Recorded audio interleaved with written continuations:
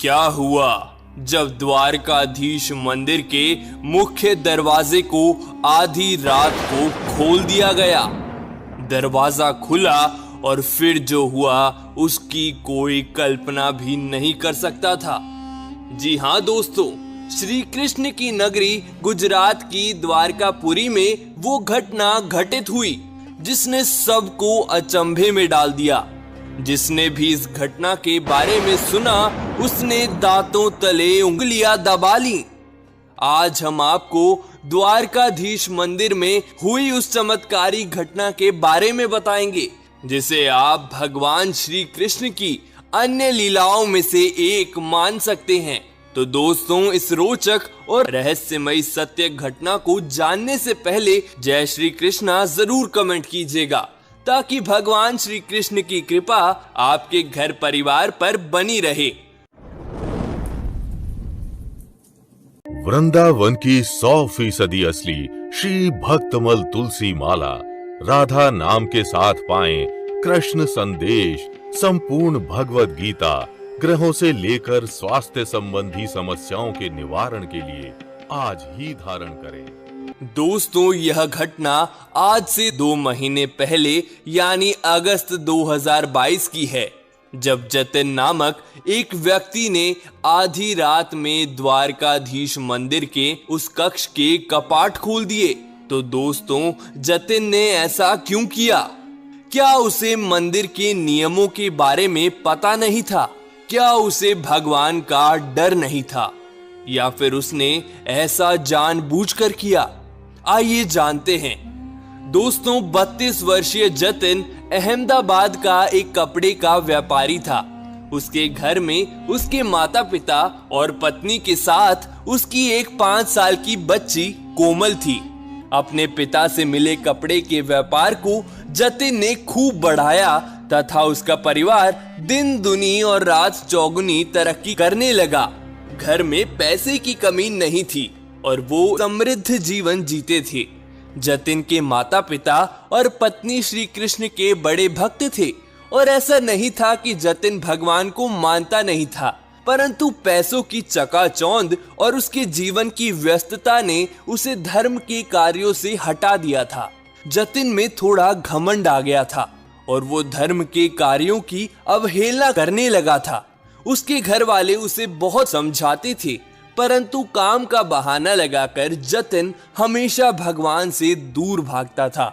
तभी जतिन के जीवन में अगस्त का वो महीना आया जिसने जतिन की जिंदगी हमेशा के लिए बदल दी। जन्माष्टमी आने वाली थी और जतिन के घर वाले उसे द्वारकाधीश मंदिर ले जाने की जिद करने लगे। पहले तो जतिन काम के बहाने जाने से मना करता रहा, परंतु घर वालों द्वारा अधिक दबाव देने पर वो मान गया। 18 अगस्त के दिन जतिन अपने पूरे परिवार के साथ द्वारकापुरी गया, जहां वो अपने परिवार के साथ विभिन्न स्थानों पर घूमा। उन्होंने भगवान श्री कृष्ण के अनेकों मंदिरों और मूर्तियों के दर्शन किए। उन्होंने प्रभु श्री कृष्ण से संबंधित सभी स्थानों का भ्रमण किया और उनसे जुड़ी कहानियां सुनी। जतिन की फैमिली बहुत ज्यादा प्रसन्न हुई और वे वापस विश्राम हेतु होटल आ गए। अगले दिन 19 अगस्त था, जब रात को द्वारकाधीश मंदिर में जन्माष्टमी मनाई जाने वाली थी, इसलिए जतिन का परिवार कल की तैयारियां करने में जुट गया। अगले दिन यानी 19 अगस्त की शाम को 6:30 पर जतिन की फैमिली द्वारकाधीश मंदिर पहुंची। वहां वे बड़ी प्रसन्नता के साथ मंदिर और भगवान द्वारकाधीश के दर्शन करने में जुट गए। मंदिर में रात के 2 बजे जन्माष्टमी मनाई जानी थी, तो जतिन के परिवार ने जन्माष्टमी मनाकर ही घर जाने का सोचा और इसलिए वे वहीं रुक गए।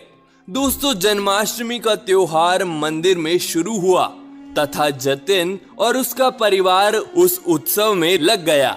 वे सभी बड़े ध्यान और साधना के साथ भगवान श्री कृष्ण की आरती में लीन थे, लेकिन जतिन का ध्यान उसकी बच्ची कोमल पर था, जो वहीं पास में कुछ बच्चों के साथ खेल रही थी। कुछ देर बाद आरती खत्म हुई और प्रसाद बंटना शुरू हुआ। जतिन ने अपने पूरे परिवार समेत प्रसाद ग्रहण किया। तभी उसने ध्यान दिया कि उसकी बेटी कोमल कहीं दिख नहीं रही। जतिन ने अपने पूरे परिवार के साथ कोमल को पूरे आधे घंटे तक खोजा, परंतु कोमल कहीं भी नहीं मिली। जतिन और उसका पूरा परिवार घबरा गया था। वहां मंदिर के अधिकारी से लेकर सारे पुजारी इकट्ठा हो गए थे और उस स्थान पर काफी भीड़ भी लग गई थी। जतिन की पत्नी का रो रो कर बुरा हाल था।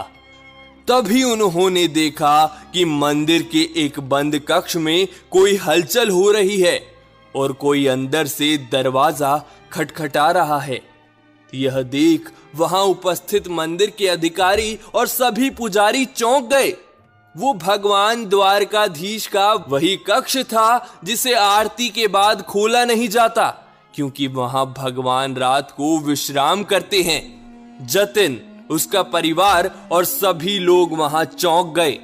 पुजारियों को लगा कि बच्ची अंदर है, इसलिए उन्होंने कुछ देर बाद उस कक्ष की चाबी जतिन को दे दी। जतिन ने बड़ी जल्दबाजी से उस दरवाजे को खोला और उसने वहां कोमल को रोते हुए देखा। यह देखकर जतिन बड़ा ही खुश हुआ और जल्दी से कोमल को कक्ष से बाहर लेकर आया।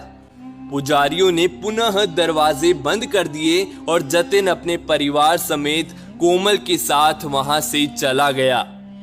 दोस्तों, पूछे जाने पर कोमल ने बताया कि उस बंद कमरे में कोई और भी उसके साथ था, जो उसे बार बार ना रोने का इशारा कर रहा था और उसी ने दरवाजे को खटखटाया था ताकि बाहर के लोग दरवाजा खोलकर कोमल को बाहर ले जाएं।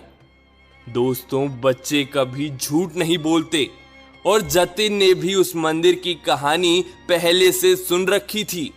इन दोनों बातों की समानता को देखते हुए जतिन हैरान रह गया और वो अपने परिवार की तरह ही धर्म और संस्कृति को महत्व देने लगा। दोस्तों, हम सभी अपने आम जीवन में इतने अस्त व्यस्त हो जाते हैं कि हमें धर्म कर्म का समय ही नहीं मिलता। भले ही हमारे व्यस्त जीवन में भगवान के लिए समय ना हो, परंतु भगवान हमें कभी नहीं भूलते। तो दोस्तों, आप भी जरूर अपने कार्य और जीवन पर ध्यान दीजिएगा, परंतु अपनी सभ्यता और संस्कृति को बिल्कुल भी मत भूलिएगा। जतिन के जीवन की यह सच्ची घटना हम सभी के लिए एक प्रेरणा है। दोस्तों, अगर आपको हमारी ये वीडियो पसंद आई हो तो वीडियो को लाइक और शेयर जरूर करें, साथ ही हमारे चैनल को सब्सक्राइब भी करें।